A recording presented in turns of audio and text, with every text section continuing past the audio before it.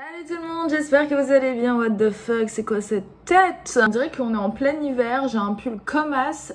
Ouais, bah oui, les températures sont redescendues ici en France. Bref, ce n'est pas le sujet de cette vidéo. Si je fais cette vidéo, c'était pas du tout prévu, mais au vu de toutes vos demandes, de vos messages, je fais à ce jour une vidéo cruciale et importante sur les inscriptions à l'IED. Donc qu'est-ce que c'est l'IED? C'est tout simplement le nouvel institut de la Sorbonne Paris 1 pour les études de droit par correspondance à distance. Donc voilà, si vous êtes nouveau, vous tombez sur cette vidéo complètement par hasard. Voilà, je me présente, je m'appelle Naomi, je suis une ancienne étudiante de l'IED. Donc avant ça se nommait pas l'IED mais le CAVEJ. Donc j'ai fait toutes mes études par correspondance en droit, sauf la dernière année où j'ai réussi à aller en présentiel. D'ailleurs, je raconte cet exploit dans des vidéos précédentes. Donc n'hésitez pas à aller checker si vous voulez. Et dans cette vidéo, je vais parler donc du coup du sujet des inscriptions, que ce soit les inscriptions administratives ou pédagogiques, les dates, etc. qu'il faut savoir à tout prix. Je tenais juste dans cette vidéo à préciser quelque chose qui est quand même très important, c'est que je ne travaille absolument pas pour Panthéon-Sorbonne, je travaille absolument pas avec l'IED. Donc toutes les questions du genre quand la date des examens ou des questions que seule la scolarité peut savoir, je ne pourrais pas y répondre. Encore une fois, c'est juste un témoignage, je suis juste là pour vous aider, pour vous mettre en relation avec d'autres étudiants et pour vous fournir le plus d'informations possible, mais ne me demandez pas des informations trop précises quand même. C'est parti, j'espère que je me suis bien présentée. Allez, on y va, on commence la vidéo. Alors en fait, il y a beaucoup de choses à dire, donc du coup j'ai fait une fiche, oui je travaille pour vous, j'ai fait une fiche entière avec vraiment toutes les informations, les dates, etc. Donc n'hésitez pas à prendre une petite feuille et à noter les choses avec vous. Donc on va commencer déjà pour les candidatures avant les inscriptions. Vous pouvez pas vous inscrire si tout simplement vous n'avez pas candidaté pour l'IED. Donc déjà, il va falloir que vous soyez accepté à l'IED, qui est une formation à distance, mais qui est quand même assez sélective. Bien que non, en vrai, elle n'est pas sélective, il suffit juste que vous payiez les frais. D'ailleurs, on en parlera au cours de cette vidéo, quels sont les tarifs de l'IED. Mais il suffit juste que vous payiez les frais pour être accepté. C'est uniquement à partir du M2 que ça commence à devenir très sélectif et beaucoup plus cher. Du coup, il va falloir que vous candidatez. Donc si c'est votre première fois que vous candidatez à l'IED, c'est tout simplement soit sur Parcoursup, soit sur e-candidat. Donc vous créez votre compte tout simplement. Ensuite, vous mettez bien candidature IED et ensuite vous remplissez votre formation souhaitée et vous envoyez votre candidature. Vous envoyez, hein, c'est comme vous postulez quelque part. Ce n'est pas sûr que vous soyez accepté, vous êtes en train de candidater. Pour les dates de candidature, vous avez deux phases d'inscription. Donc c'est sympathique, c'est ça qui est bien avec l'IED, c'est qu'il n'y a pas genre une date et après c'est terminé, tu peux plus jamais postuler.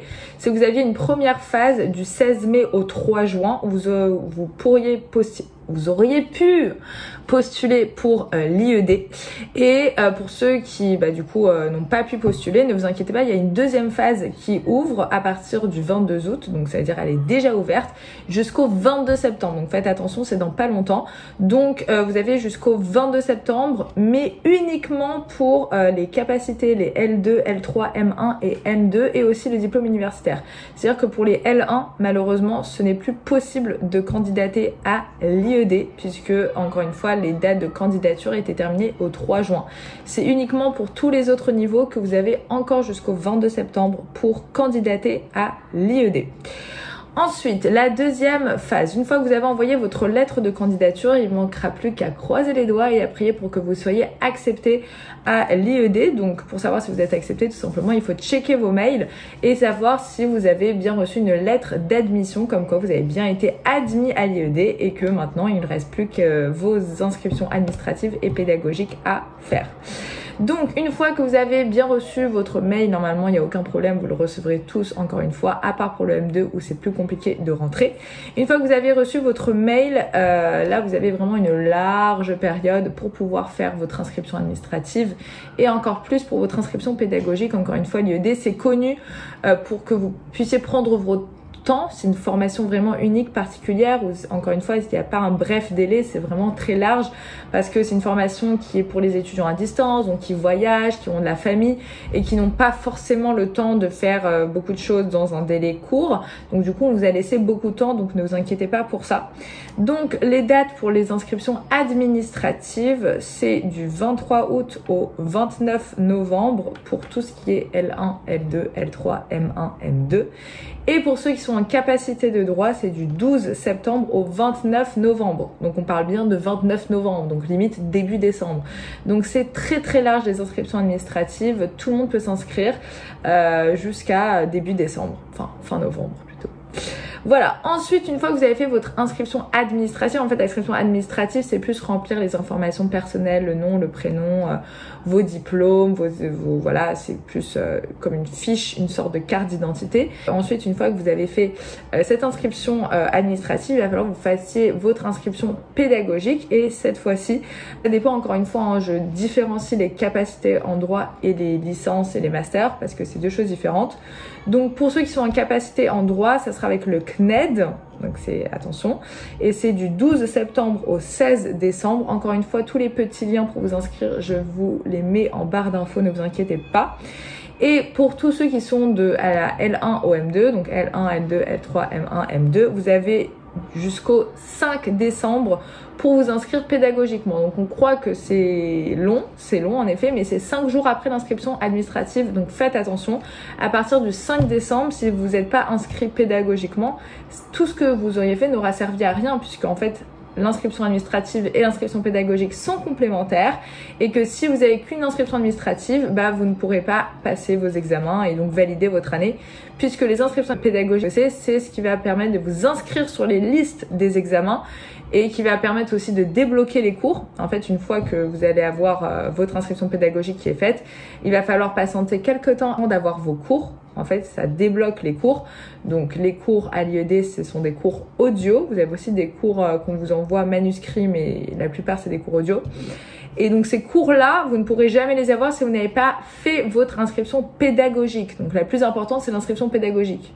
Enfin, l'un ne va pas sans l'autre. Voilà, je sais pas si vous voyez ce que je veux dire. Donc bref, vous avez jusqu'au 5 décembre pour faire cette inscription pédagogique. Moi, ce que je vous conseille, c'est vraiment de pas perdre votre temps, de pas faire une inscription administrative, puis après de dire ouais, bon, j'aurai le temps pour faire mon inscription pédagogique. No way. Faites-le vraiment en même temps. Vous prenez 3 bonnes heures. Franchement, je pense qu'il n'y a pas besoin de plus pour faire votre inscription administrative et pédagogique. Comme ça, au moins, ouf, vous êtes débarrassés. J'en connais plein déjà qui ont terminé, qui sont déjà inscrits. Pas la peine de m'envoyer plein de messages en mode j'ai fait mon inscription pédagogique mais je n'ai toujours pas reçu les cours. C'est normal, l'IED sait ce qu'elle fait. Donc voilà, si vous avez bien reçu un mail qui confirme que vous êtes inscrit pédagogiquement, vous n'avez plus qu'à attendre pour avoir vos cours. Il faut savoir qu'à l'IED, c'est ce que je répète dans toutes mes autres vidéos, c'est que les cours sont très tard. Voilà, je crois que j'ai fait une vidéo avec les inconvénients de l'IED. Je crois pas que j'en parlais, mais voilà, j'ai trouvé un autre inconvénient, c'est que les cours débutent très tard, c'est comme ça. Alors vos examens sont après les étudiants, après les examens des étudiants en présentiel, c'est-à-dire que je pense que, enfin l'année dernière c'était très tôt, hein, les examens c'était en fin janvier, même début janvier, et il y en a, ils avaient reçu leurs cours en décembre, donc ils avaient eu 1 mois pour réviser leurs examens. Pour vous dire, c'est n'importe quoi. D'ailleurs, c'est ce que je dénonce depuis le début à l'IED. Bien que moi, à ma période, on avait les examens en février-mars. Donc, c'est-à-dire que même si on avait les cours très tard en décembre, on avait quand même un large temps pour pouvoir préparer les examens. Mais là, je sais pas, l'année d'avant, là, enfin cette année qui vient de passer, c'était une catastrophe. Genre vraiment, les étudiants, ils venaient me voir, ils me disaient, mais Naomi, on a reçu nos cours en décembre et les examens, c'est dans 1 mois. Et il y en a, ils rentraient en droit, c'est-à-dire ils savaient même pas ce que c'était le droit, la méthodologie, etc. Donc franchement, faites attention à l'IED. Surtout que cette année, ça s'est passé quand il y a eu le changement de directeur, c'est-à-dire quand le CAVEJ est devenu l'IED, donc on croyait que ça allait être beaucoup mieux, mais en fait c'était pire. Donc vraiment faites attention pour tous ceux et celles qui veulent se préparer à l'avance parce que du coup vous n'avez pas vos cours, etc. et que vous avez peur avec les examens. N'hésitez pas à checker ma vidéo où je vous recommande les livres de droit à lire, à feuilleter si vous n'avez pas encore vos cours. Et voilà, aujourd'hui c'est l'ère d'internet, donc si vous avez besoin de cours, vous savez très bien que vous pourrez aller regarder sur internet, vous tapez droit constitutionnel, vous avez tout un cours sur le droit constitutionnel, donc ça veut dire que même si le mieux c'est d'avoir les cours de ses propres professeurs, encore une fois vous pouvez commencer les cours avant, voilà. Donc voilà. Après tout ce qui est date, quand ça va être exactement les examens en janvier, février, etc., je ne les connais pas. Et là, c'est uniquement, encore une fois, une vidéo sur les candidatures. Je vais faire une autre vidéo sur plutôt les matières, les emplois du temps, etc., les examens, comment ça se passe. Voilà, ça va être une prochaine vidéo parce que j'ai pas envie que celle-ci dure trop longtemps et j'avais vraiment envie de me concentrer sur les inscriptions. Donc je vous ai dit que j'allais parler des tarifs. Donc pour les tarifs, il faut que vous payiez une CVEC. CVEC, c'est une contribution, bref, c'est obligatoire, qui est de 92 €, qui est obligatoire. Hein. Je pense que pour boursier, non boursier, il n'y a pas de différence. Vous devez vous acquitter de ces frais. Ensuite, vous devez payer l'inscription administrative et l'inscription pédagogique qui est de 400 € si vous êtes en L1, L2, L3 ou M1. Et si vous êtes en M2, c'est 1000 €, voilà, de frais d'inscription pédagogique. 1000 €, oui, vous avez bien entendu, alors que ça vaut pas le coup. Hein. Donc bref, voilà. Mais en tout cas, c'est très cher pour les M2 parce qu'encore une fois, c'est très sélectif. D'ailleurs, pour les masters, ils proposent 4. Pour les masters 2, ils proposent 4 choses. Avant, c'était que 3. Il y avait que droit privé, droit public. Et maintenant, et droit des affaires. Et maintenant, il y a un autre droit, c'est IEC. Je sais pas ce que c'est. Tapez droit IEC, IED, ils vous diront ce que c'est, mais je sais pas ce que c'est. Bref, c'est une autre branche. Peut-être c'est international. Ouais, ça doit être international européen. Je sais pas. Dites-moi en commentaire si vous savez. Mais voilà pour les tarifs. Pour les contacts. Alors, il faut savoir qu'il y en a plein qui me disent oui, ça fait 1 mois que j'essaye de contacter par téléphone l'IED. L'IED n'a pas de ligne téléphonique. Voilà. Il faut le savoir. Je pense qu'à partir du... Déjà, ils ne répondaient jamais quand ils en avaient une. Ça, c'est vraiment le principal défaut que je reproche à l'IED, c'est qu'il n'y avait aucun contact. On ne pouvait contacter personne, que ce soit les professeurs, la scolarité. C'était une catastrophe et je vois que ça n'a toujours pas changé. Donc, ça ne me manque absolument pas. Donc si vous voulez contacter l'IED, c'est uniquement par mail et il faut avoir les mails de certaines personnes qui répondent 1 semaine ou 2 semaines, mais qui répondent, c'est déjà ça. Et c'est certaines personnes, malheureusement je sais pas si ces personnes travaillent toujours à la scolarité de l'IED, ça m'étonnerait qu'elles travaillent encore vu que c'est déplorable. Mais en tout cas, je vais essayer de vous mettre en barre d'infos là, vous savez, juste en dessous de la vidéo YouTube, des petits contacts, des mails que vous pourrez tenter d'envoyer si jamais vous recevez une réponse et que je suis toujours en vie. Vous me le direz. Voilà, et qu'est-ce que je voulais dire? Oui, beaucoup de questions qu'on me pose, notamment sur l'emploi du temps. Est-ce qu'il y a un emploi du temps?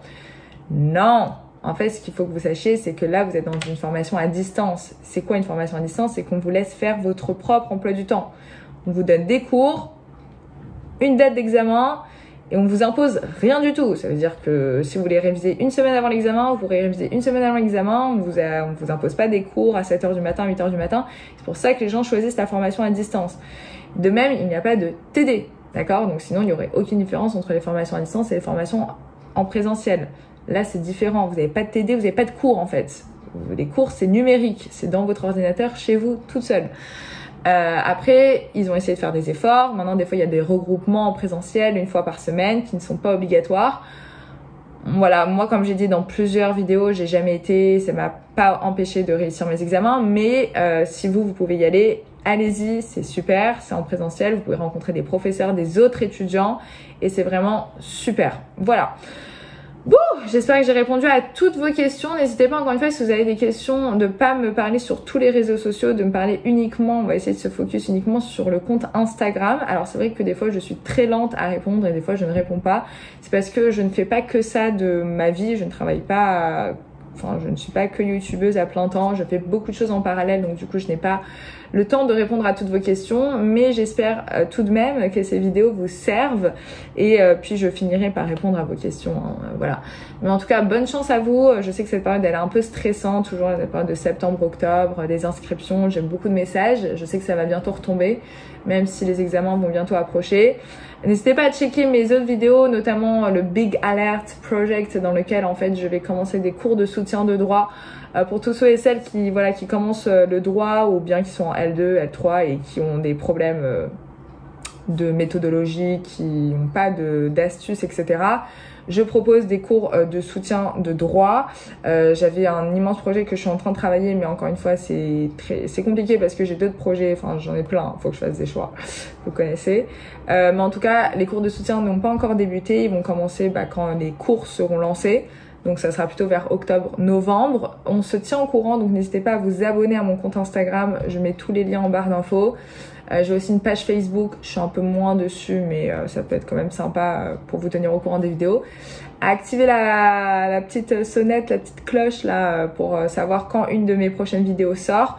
Bref, soyez connectés parce que les meilleures des vidéos arrivent bientôt. Voilà, je vous embrasse très fort.